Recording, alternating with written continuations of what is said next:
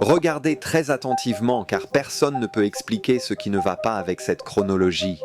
Si vous allez sur Google et recherchez la date d'anniversaire de Jésus-Christ, vous obtiendrez la date du 25 décembre. Mais la Bible ne dit jamais cela. Et en fait, ma chronologie dit que Jésus est né entre l'an 6 et l'an 4 avant l'ère chrétienne. Vous devez donc regarder de plus près, car il se cache ici une énorme erreur qui pourrait changer tout ce que vous savez sur sa vie. Ok, maintenant, regardez ça, selon les érudits et la tradition juive. Les troupeaux autour de Bethléem étaient élevés pour les sacrifices au temple de Jérusalem, des sacrifices pour le péché, donc lorsque Jésus est né. C'est presque comme si l'agneau de Dieu était arrivé parmi les agneaux qui mouraient pour le péché. Suis-je le seul à être étonné par ce fait ? 40 jours après la naissance de Jésus, ses parents l'ont emmené au deuxième temple de Jérusalem pour le consacrer. Ce n'était pas n'importe quel temple. Jésus prédirait plus tard que ce temple serait détruit, et c'était à l'an 70 de notre ère. Les ruines sont toujours là aujourd'hui, y compris le célèbre mur ouest, et même la pierre de la trompette où les prêtres faisaient sonner leur chauffard pour marquer les jours saints. C'est assez incroyable de penser que l'enfant Jésus a été dédié, dans un endroit où vous et moi pouvons visiter aujourd'hui. Mais il y a en réalité bien plus dans cette histoire, et nous devons absolument y revenir. Vers l'an 4 avant notre ère, les mages sont apparus, et si vous imaginez ces cartes de Noël classiques, vous devriez peut-être y repenser. Les mages ne sont pas arrivés la nuit de la naissance de Jésus, et la Bible ne dit jamais combien ils étaient. La plupart des érudits pensent qu'il s'agissait d'astrologues perses. Et la raison pour laquelle nous voyons toujours 3 rois mages est qu'ils ont offert 3 cadeaux. De l'or, de l'encens et de la myrrhe. Mais vous savez ce qui est dingue ? Chaque cadeau raconte une histoire. De l'or pour la royauté de Jésus, de l'encens pour sa divinité et son culte. Et de la myrrhe. Eh bien la myrrhe indique quelque chose d'un peu plus profond. Sa mort future. Si je vous demandais pourquoi êtes-vous né, certains diront « Je suis né pour chanter ».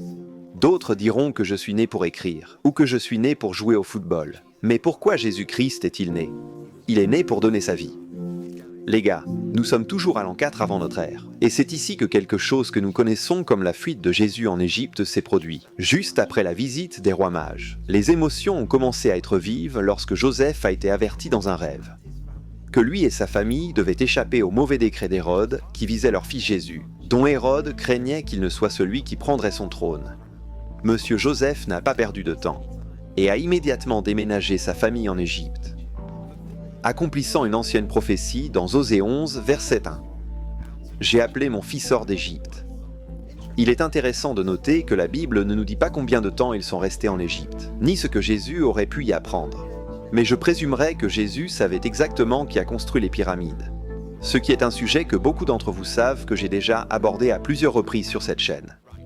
Bien, avançons le long de notre chronologie jusqu'à l'an 3 avant notre ère. Et je veux que vous remarquiez que Jésus et sa famille sont retournés à Nazareth.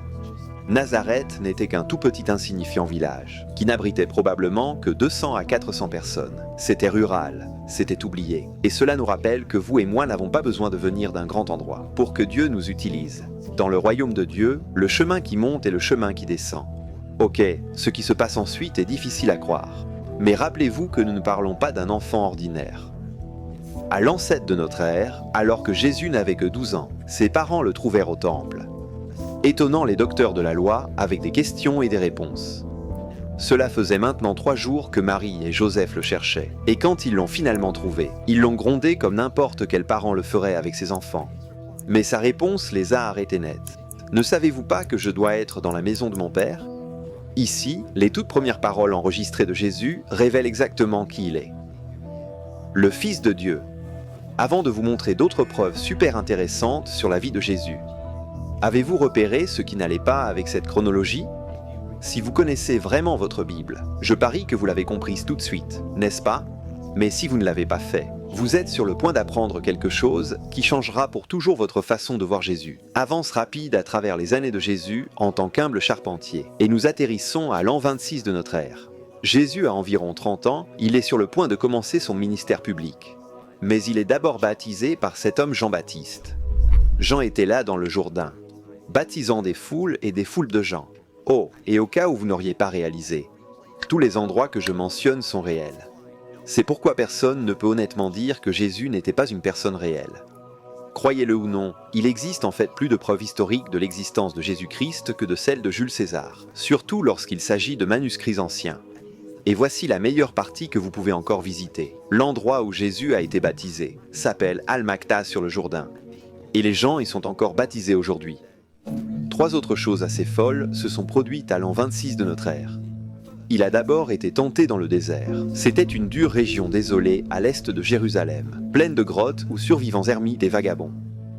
Le diable l'a tenté 3 fois. La tentation finale étant la pire. Qu'a-t-il fait ? Il a offert à Jésus tous les royaumes du monde s'il voulait seulement se prosterner et l'adorer. Jésus a résisté à ces 3 tentations et y est resté 40 jours, faisant écho aux 40 années d'errance qu'Israël a passées après l'Exode. Les 40 jours d'Élie cachés sur le mont Horeb. Et les 40 jours que Moïse a passés sur le mont Sinaï pour recevoir la loi. Deuxièmement, Jésus a appelé ses premiers disciples. Il prêchait dans un petit village au bord de la mer de Galilée, lorsqu'il appela les frères André et Pierre à le suivre. Puis Jacques et Jean, fils de Zébédée, les invita tous à devenir pêcheurs d'hommes. Plus tard, il appellerait également Philippe et Nathanaël, mais vous ne le croirez pas. En 1986, un ancien bateau a été découvert enseveli par la mer de Galilée pendant une période très sèche. La datation au carbone nous a montré qu'elle date de l'époque de Jésus. Les gens l'ont appelé le bateau de Jésus, mais nous ne savons pas vraiment à qui il appartenait. Mais cela nous montre exactement le genre de bateau que Jésus et ses disciples auraient utilisé. Et troisièmement, celui-là est très énorme. Jésus a accompli son premier miracle. Il a transformé l'eau en vin lors d'un mariage à Cana. Les archéologues ont identifié Cana comme un véritable village situé à quelques kilomètres au nord de Nazareth. Lorsqu'un mariage avait lieu, c'était une affaire énorme. Et cela durerait probablement quelques jours. Ne manquez pas ce détail. Les énormes jarres en pierre pour l'eau utilisée par Jésus étaient typiques des rites de purification juifs. Ils contenaient parfois entre 75 et 115 litres chacun. Jésus a donc littéralement transformé ce que l'eau signifiait pour la purification rituelle en une joyeuse célébration. Et c'est exactement ce qu'il est venu faire. C'est probablement la partie la plus mal comprise de la vie de Jésus. À l'an 27 de notre ère, Jésus renverse les tables et vide le temple de Dieu. Quel est donc le problème ici ? Alors que Jésus entre à Jérusalem pour la Pâque, il trouve les cours du temple remplis de marchands et de changeurs d'argent. L'archéologie nous dira en réalité que le temple était massif. L'expansion d'Hérode en fit l'un des plus grands sites religieux dans tout le monde antique. Les cours extérieurs étaient destinés au culte et à la prière, mais la zone du temple était devenue un marché. Ce n'est également un secret pour personne, que les pièces utilisées pour les taxes du temple portaient des images d'empereurs romains que les Juifs considéraient comme idolâtres. D'où la nécessité pour les changeurs de les échanger pour trouver la monnaie approuvée. Cela explique pourquoi les actions de Jésus étaient totalement justifiées, parce qu'il défendait le caractère sacré du temple contre la corruption commerciale. Les archéologues ont également trouvé de nombreux shekels tyriens en argent nommés d'après la ville de Tyr. Ceux-ci ont été trouvés dans la région de Jérusalem et datés exactement de la même époque que Jésus-Christ. Une interaction mémorable dans la vie de Jésus s'est produite à l'an 27 de notre ère, lorsque Jésus a rencontré Nicodème. Nicodème était un pharisien et membre du Sanhédrin, et il rend visite à Jésus pendant la nuit. C'était parce que rencontrer Jésus publiquement était très risqué. Jésus dit alors à Nicodème que la seule façon pour lui de voir le royaume de Dieu est de naître de nouveau. En d'autres termes, il lui disait quelque chose complètement différent de toutes les autres religions. Il ne s'agissait pas de faire de bonnes œuvres qui donneraient à une personne l'entrée au ciel. Mais il s'agissait d'une renaissance spirituelle, où la vie éternelle est transmise à l'âme de quiconque croit, en celui qui se tenait devant lui, regardant droit dans les yeux de Jésus-Christ.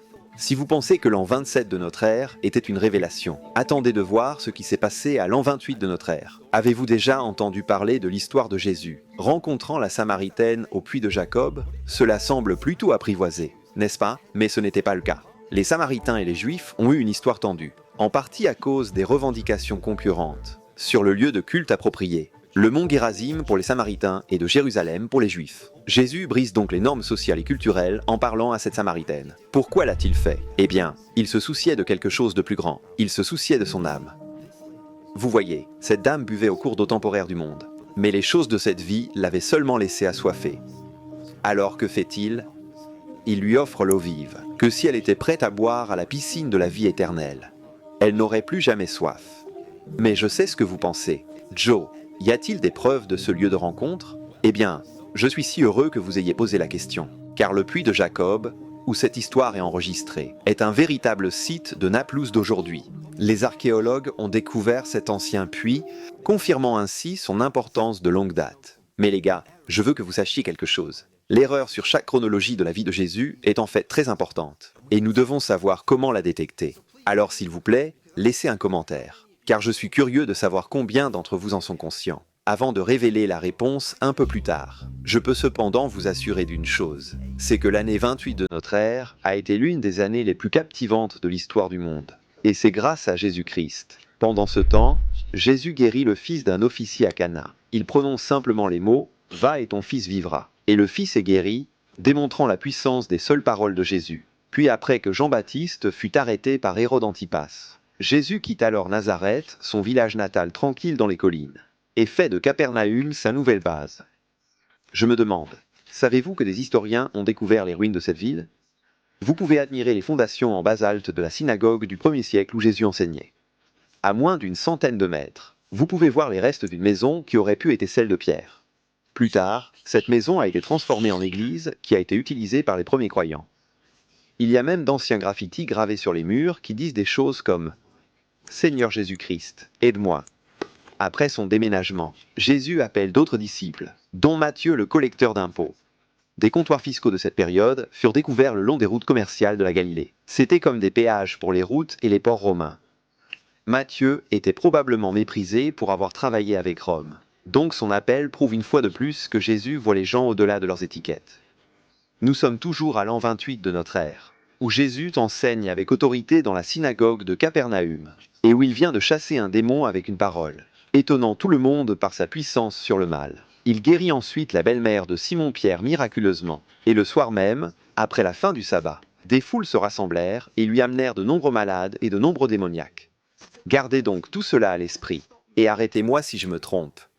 Car un jour, un lépreux s'agenouille devant Jésus. Il le supplie d'être purifié. Le fait est que les manuscrits de la mer morte nous montrent à quel point les lépreux étaient isolés et vivaient en dehors des villes, dans des endroits rocheux. Et de nombreuses grottes près de la Galilée correspondent à cette description. Mais Jésus ne se contente pas de guérir cet homme. Il le touche pour lui redonner sa dignité, et je crois qu'il y a quelqu'un ici aujourd'hui qui a besoin d'entendre cela. Peu importe à quel point les gens te méprisent, peu importe à quel point les gens regardent ton passé ou ta situation, Jésus-Christ peut restaurer ta dignité aujourd'hui. Qu'est-ce qui vous passe par la tête lorsque vous entendez cela? Parce que Jésus n'avait pas fini de guérir les gens. À Capernaüm, Jésus enseigne dans une salle comble, probablement une autre maison avec cour et toit plat en torchis. Les amis de l'homme qui avait besoin d'aide ne pouvaient pas passer à travers la foule. Alors ils ont ouvert le toit. Les toits galiléens du 1er siècle étaient constitués de poutres avec des branches d'argile et de paille, facilement réparables, mais salissantes une fois brisées. Ok, plus tard, à l'an 28 de notre ère, Jésus se rend à Jérusalem pour une fête et visite la piscine de Bethesda, juste à côté de la porte des brebis. Pendant des siècles, les sceptiques se sont moqués des 5 portiques de Jean, mais au 19e siècle, les archéologues l'ont découvert exactement comme il est décrit, soit 2 bassins avec 5 passages couverts. C'est là que Jésus voit un homme qu'il guérit. Il était malade depuis 38 ans, ce qui est d'ailleurs plus long que ce que beaucoup de gens vivaient à l'époque. Jésus voit le désespoir de cet homme et demande « Veux-tu être guéri ?» nous rappelant que parfois nous nous habituons à notre fragilité et donc nous cessons d'espérer. Que vous pensiez que Jésus-Christ était Dieu ou qu'il était le sauveur du monde, même les plus sceptiques doivent admettre que le sermon sur la montagne était l'un des messages les plus révolutionnaires que le monde ait jamais entendus. Imaginez-le en Galilée. Jésus escalade une colline près de Capernaüm et enseigne à des milliers de personnes. Des choses puissantes comme l'amour pour vos ennemis, faire aux autres comme vous voudriez qu'ils vous le fassent.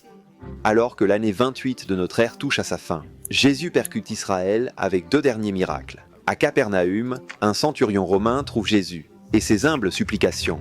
Dit simplement une parole, ce qui amène Jésus à guérir son serviteur de loin, prouvant qu'il est le même Dieu qui a créé l'univers avec juste sa parole. Puis, dans un petit village de Naïn, Jésus arrive dans un funérail et ramène à la vie le fils unique d'une veuve, transformant un deuil de désespoir en espoir de résurrection. Ces moments montrent son pouvoir de restaurer à la fois les vivants et les morts, et que personne n'est hors de sa portée. Mais bon, voyons maintenant ce qui se passe à l'an 29 de notre ère. Après une longue journée à enseigner des paraboles, Jésus calme une énorme tempête sur la mer de Galilée, montrant son pouvoir sur la nature chaotique. Et cela laisse également entendre que le Créateur lui-même est dans le bateau. Ses disciples tremblaient, mais Jésus était si détendu qu'il s'endormit sur un coussin à l'arrière. Les vagues ont presque submergé leur petit bateau. D'ailleurs, les archéologues confirment qu'il ne mesurait probablement que 8 mètres de long, ce qui est minuscule pour seulement 12 hommes dans une tempête venteuse. Immédiatement après cette nuit mouvementée, Jésus et les 12 se retrouvent en territoire païen. C'est ici qu'ils rencontrent un homme effrayant. Possédé par des démons, une légion de démons en lui. Jésus conduit cette légion sur 2000 porcs. Puis immédiatement après, une fois que les disciples et Jésus reviennent du côté juif, le Sauveur guérit une femme exclue et ressuscite la fille d'un chef de synagogue, Jairus, prouvant une fois de plus qu'il est celui qui vainc la mort elle-même. Près de Bethsaïda, la foule envahit un endroit désolé. Ils sont assis sur des pentes herbeuses qui ont encore le même aspect aujourd'hui. Et c'est là qu'ils voient Jésus-Christ nourrir 5000 hommes, sans compter les femmes et enfants, avec seulement 5 pains et 2 poissons. Il convient de noter que les ruines de Bethsaïda montrent encore des maisons d'équipement de pêche à la porte de la ville. Cela fonde encore plus notre histoire. Et l'art paléochrétien dans les catacombes montre même des pains et des poissons, signe que ce miracle laissait présager une provision spirituelle. Quand le soir arrive, Jésus envoie les disciples en avant et gravit une montagne pour prier. Sur le lac, une tempête de vent les cloue au sol, et entre 3 et 6 heures du matin, ils le voient marcher sur les vagues. La mer de Galilée n'a qu'une largeur d'environ 11 km, ce qui permet aux pêcheurs de repérer facilement une silhouette au clair de lune. Pierre sort aussi, mais sombre lorsqu'il quitte Jésus des yeux. Alors, puis-je vous poser une question très personnelle? Avez-vous quitté Jésus des yeux? Jésus se dirige ensuite vers le nord, en direction de Tyr, un port phénicien païen où les fouilles révèlent d'imposants temples en pierre faisant encore écho au passé. C'est ici que la femme syrophénicienne devient l'une des premières gentilles à recevoir un miracle. Entre vous et moi, cette partie m'a dérouté lorsque j'ai commencé à lire la Bible. Car dans la Décapole, une région parsemée de sanctuaires de guérison païens et de bains publics. Jésus en guérit un autre et puis soudain, une foule massive apparaît. Mais cette fois, ce sont 4000 personnes pour la plupart des gentils, qui sont restés là pendant 3 jours. Et j'ai honnêtement pensé qu'il y avait une confusion dans les Écritures où l'un disait 4000, l'autre disait 5000. Mais j'ai ensuite réalisé que Dieu essayait de nous donner une leçon importante. 7 pains et quelques poissons nourrissent les masses avec cette panier restant. Signe de plénitude des nations. Et certains érudits disent que le fait de nourrir 2 fois 5000 juifs et les 4000 autres gentils est une image du pain de vie qui nourrit tous les hommes.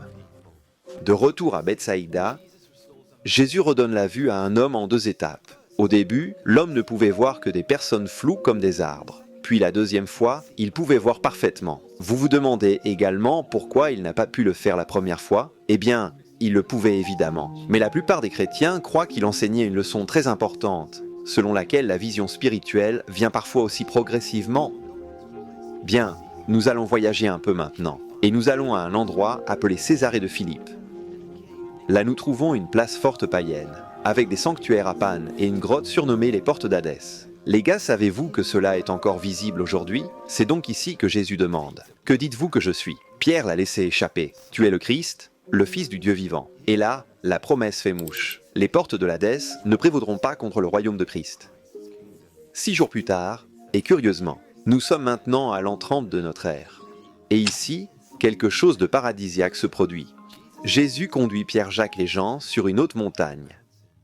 Beaucoup pensent qu'il s'agissait du mont Tabor ou du puissant mont Hermon. Et alors quelque chose d'époustouflant se produit. Moïse représentant la loi et Élie représentant les prophètes apparaissent soudainement. Ils étaient morts depuis de nombreuses années. Et pourtant ils se tiennent là, probablement les 2 saints les plus importants de l'histoire. Puis ils entendent la voix de Dieu le Père tonner depuis les nuées. Celui-ci est mon fils bien-aimé, écoutez-le. Mon ami, tu l'entends? Pouvez-vous entendre la voix du Seigneur Jésus-Christ dans votre oreille?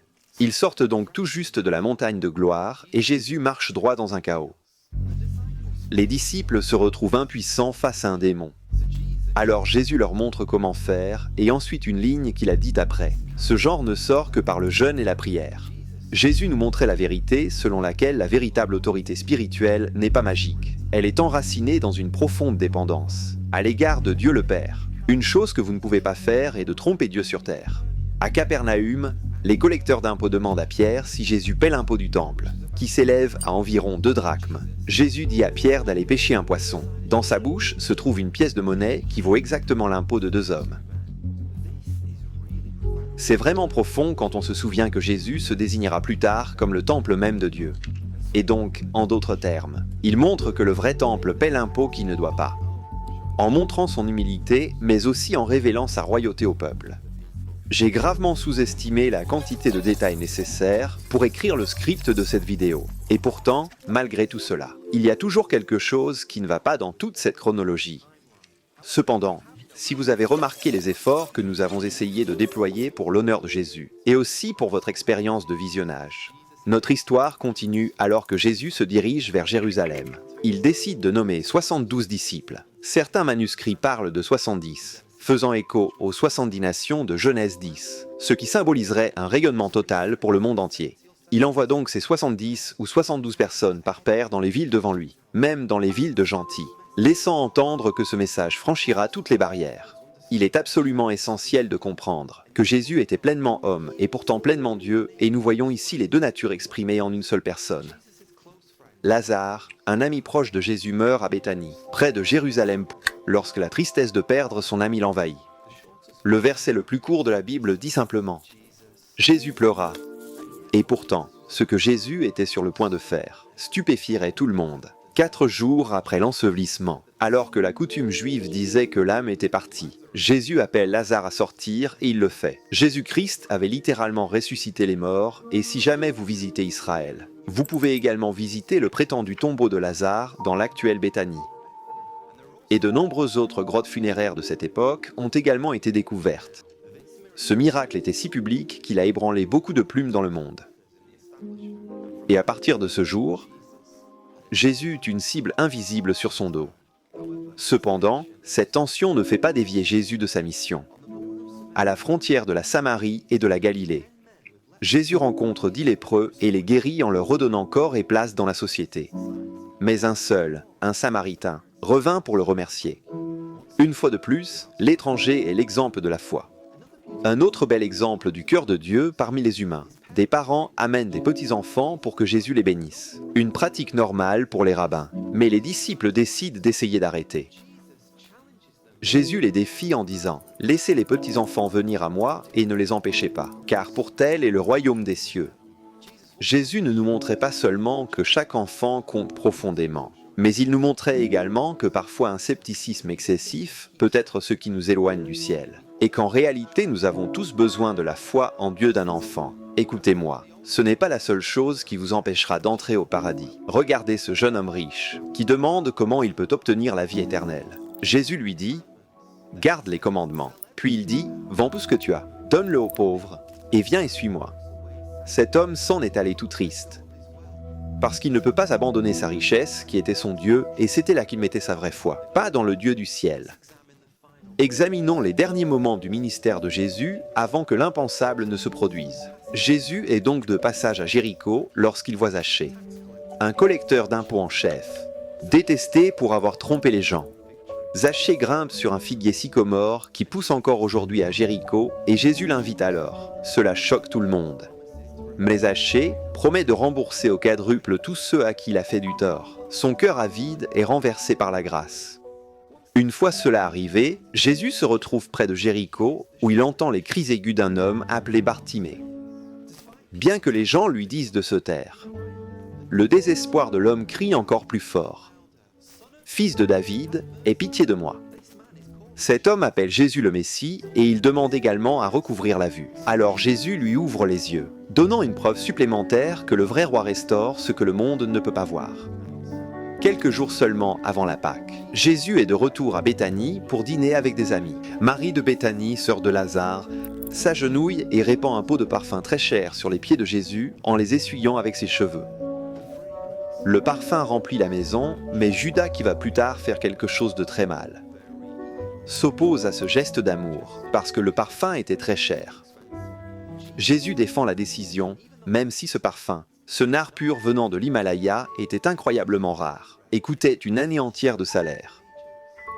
Mais Jésus a laissé la femme le faire, parce qu'il savait à quel point son amour lui coûtait cher. J'ai été tellement surpris la première fois que j'ai vu cela. Mais ici nous avons le roi des rois et le seigneur des seigneurs. Et au lieu de choisir un bel étalon ou une belle calèche pour faire sa grande entrée, Jésus entre à Jérusalem sur un âne. Cela a en fait accompli une prophétie vieille de 500 ans, selon laquelle votre roi viendrait à vous, humble et monté sur un âne. Les foules agitent des branches de palmier, symbole de la liberté politique à venir. Et pourtant Jésus était sur le point de leur offrir quelque chose de meilleur. Je dois dire cela, même si la route menant au mont des Oliviers est encore aujourd'hui parsemée chaque dimanche de rameaux, et plus excitant encore, dans les musées. Nous avons en fait des pièces de monnaie anciennes provenant d'une révolte qui s'est produite à cette époque, qui nous montre également des branches de palmiers, ce qui soutient encore plus le récit de l'Évangile. Souvenez-vous des immenses cours du temple, Jésus est de nouveau revenu, et incroyablement quelqu'un d'autre aussi. Les changeurs d'argent sont revenus. Alors Jésus les chasse une seconde fois et commence ensuite à enseigner dans le temple. Toute la semaine, Jésus enseigne ouvertement en racontant des paraboles, réprimandant les dirigeants corrompus et pleurant même sur Jérusalem. Jetez également un œil car il reste de l'étuve royale, un portique couvert qui correspond précisément aux descriptions de Flavius Joseph où l'enseignement avait souvent lieu. Jésus quitte maintenant le temple et s'assoit sur le mont des Oliviers. Comme je l'ai mentionné plus tôt, Jésus prédit la destruction de Jérusalem et du deuxième temple qui se produirait à l'an 70 de notre ère. Exactement comme Jésus avait prédit que cela se produirait. Le premier temple a été construit par Salomon et il a été détruit par les Babyloniens en 586 avant notre ère. Le deuxième temple a été construit après l'exil babylonien en 516 avant Jésus-Christ. Et comme Jésus l'avait prédit, il a également été détruit à l'an 70 de notre ère. Étonnamment, vous pouvez encore voir les pierres géantes du mur ouest qui restent des destructions faites par les béliers romains.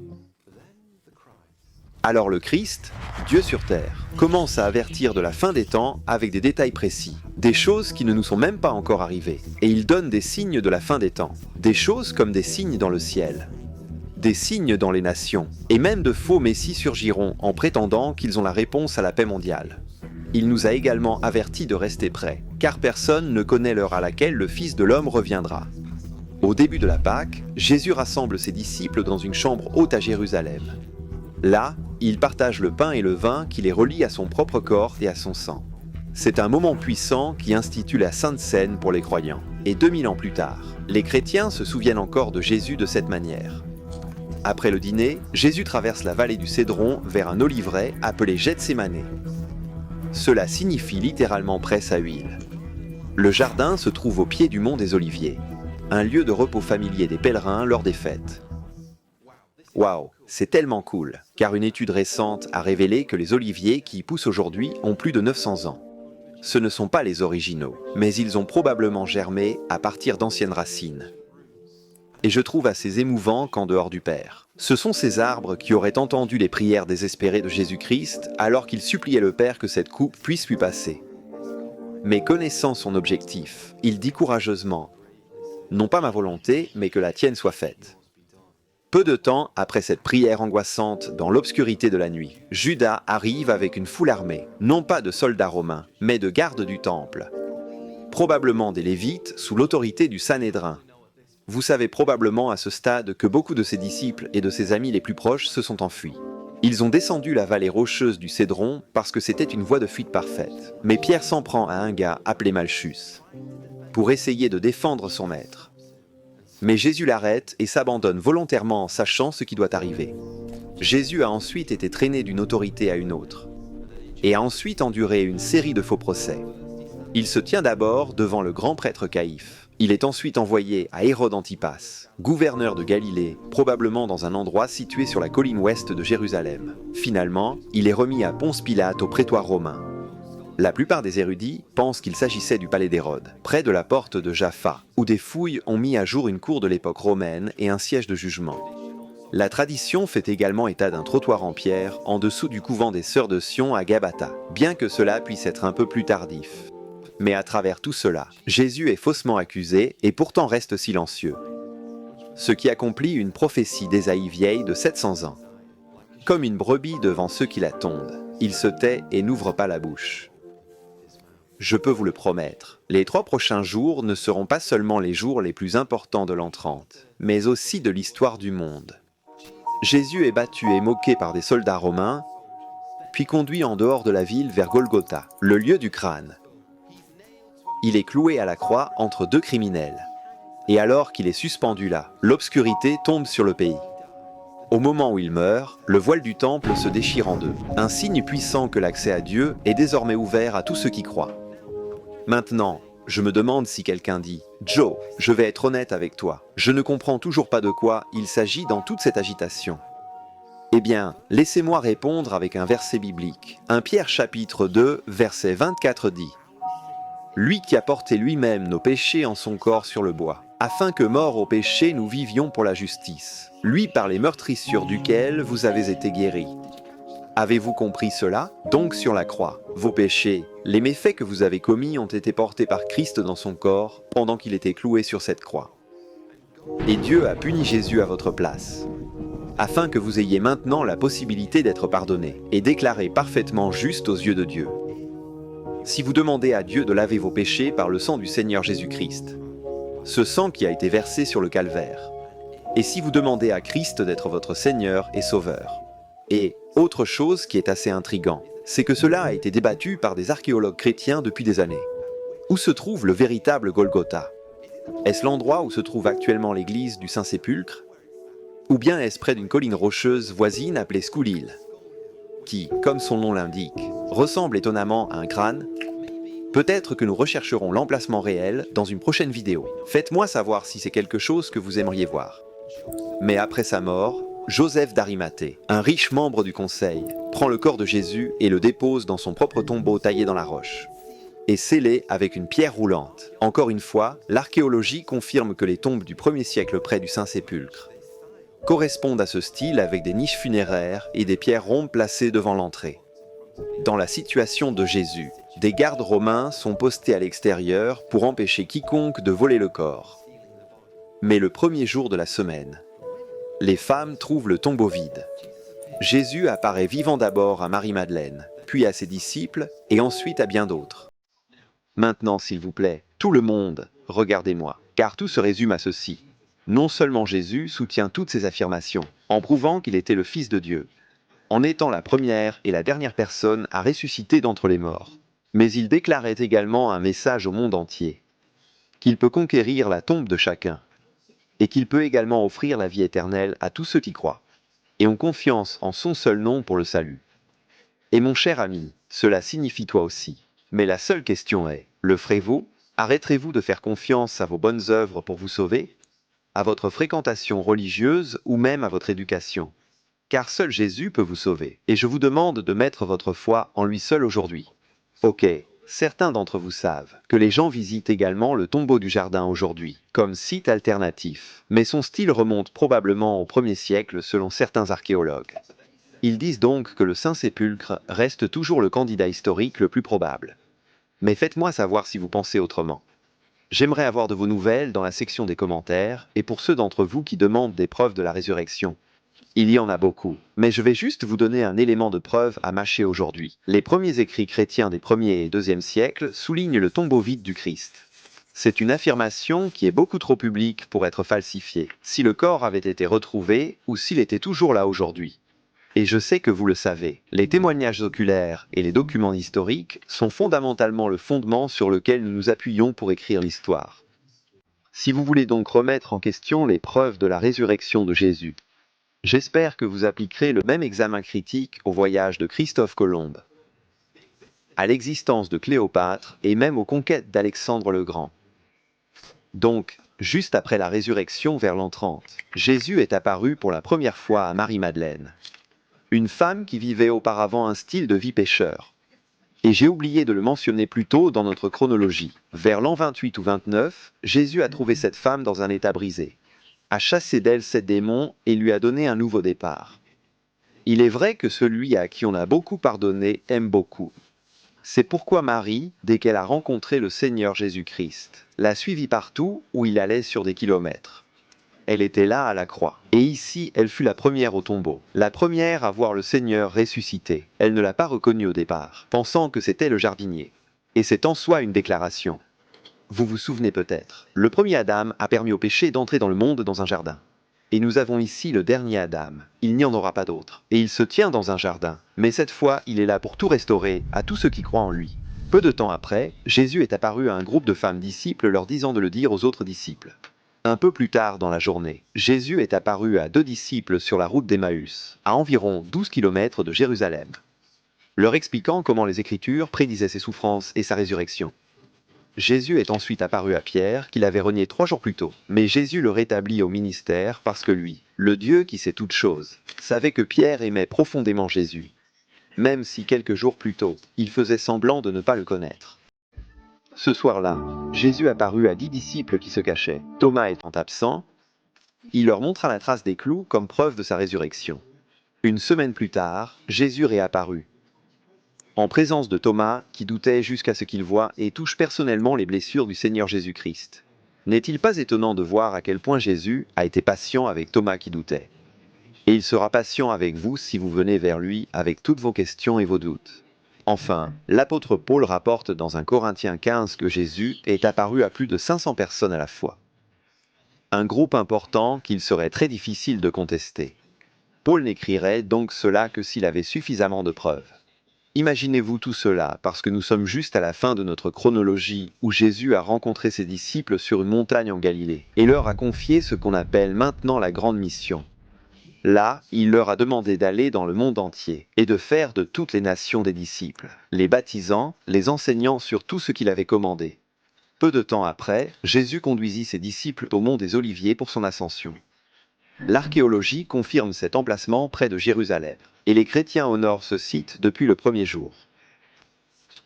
Alors que Jésus montait au ciel, il a promis la venue du Saint-Esprit pour donner à ses disciples la puissance de créer un nouveau chapitre de l'Église et d'anticiper son éventuel retour. Voici donc la réponse que vous attendiez tous. Quel est le problème avec cette chronologie? Eh bien, permettez-moi de vous présenter le rebondissement du siècle. Il n'existe pas de chronologie dans l'univers suffisamment longue pour correspondre à la vie de Jésus-Christ. Car Jésus, le Dieu-homme, existe en dehors du temps. Alors oui, nous pouvons avoir une chronologie de sa vie terrestre comme celle-ci. Mais pour être vraiment précis, nous devons nous rappeler ce que Jésus-Christ a dit de lui-même. Je suis l'alpha et l'oméga, le premier et le dernier, le commencement et la fin. Et si nous voulons être vraiment précis, nous devons enregistrer chaque apparition du Christ sur terre. Sur cette chronologie, j'ai raté tout un tas de ce que les professeurs de la Bible appellent les apparitions préincarnées du Christ. Mais heureusement, j'ai un plan de secours. Donc si vous voulez voir toutes les fois où Jésus-Christ est apparu sur terre, avant sa naissance, sous la forme d'un petit bébé dans une crèche, vous devez absolument voir cette chronologie.